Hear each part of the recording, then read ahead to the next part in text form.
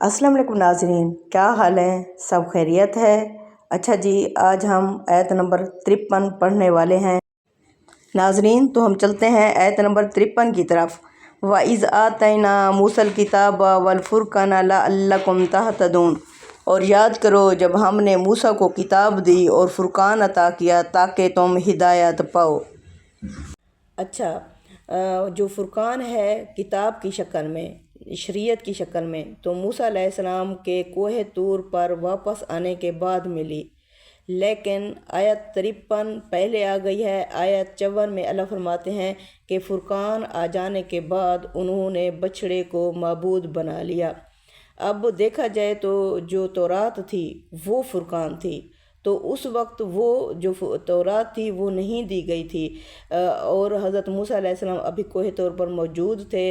उनके यानी वहाँ आने के बाद पता चला कि इन्होंने बछड़े को मबूद बना लिया है, तो अभी फुरक़ान तो नहीं आई थी। तो अब हम देखते हैं कि फुरक़ान से क्या मुराद है। यानी कुरान की जो तरतीब है ये ज़मानी नहीं बल्कि तालीमी तरतीब है। कुरान यहाँ वाक़यात की डायरी नहीं लिख रहा बल्कि बनी इसराइल पर हुज्जत कायम कर रहा है। इसलिए यहाँ अल्लाह ताला ने सबसे पहले नेमत का ज़िक्र किया, यानी कि हज़रत मूसा अलैहिस्सलाम को किताब और फुरक़ान बाद में दी गई ताकि तुम इससे हिदायत पाओ।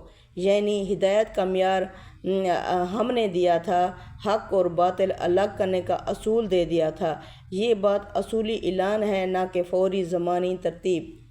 फिर नंबर 2, इस नेमत के बावजूद जुर्म का ज़िक्र, इसके बाद तुमने बछड़े को मबूद बना लिया, यानी मियार मौजूद था फिर भी तुम फिसल गए। लेकिन सवाल जो किया गया है वो ये किया गया है कि फुरक़ान से पहले वो क्यों गुमराह हुए। तो फुरक़ान की 2 सतहें थीं।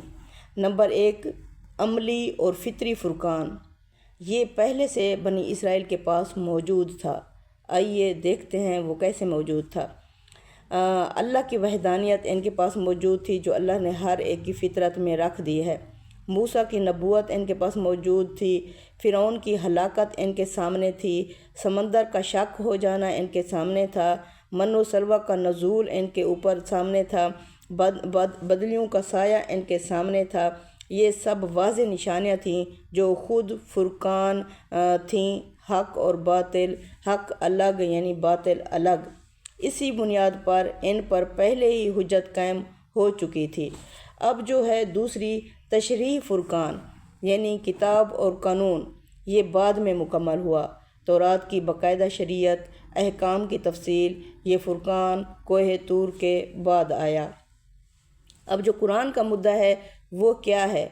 कुरान ये नहीं कह रहा कि तुम्हें कानून मिल गया था फिर तुमने शिरक किया, बल्कि ये कह रहा है कि तुम पर हक़ इस कदर वाज़े हो चुका था कि शिरक की कोई गुंजाइश ही बाकी ना थी, फिर भी तुम फिसल गए। इसलिए अल्लाह ने फरमाया, ज़लमतुम अनफुसकुम, तुमने अपने ऊपर ख़ुद जुल्म किया। अस्सलामु अलैकुम वरहमतुल्लाहि वबरकातुहू।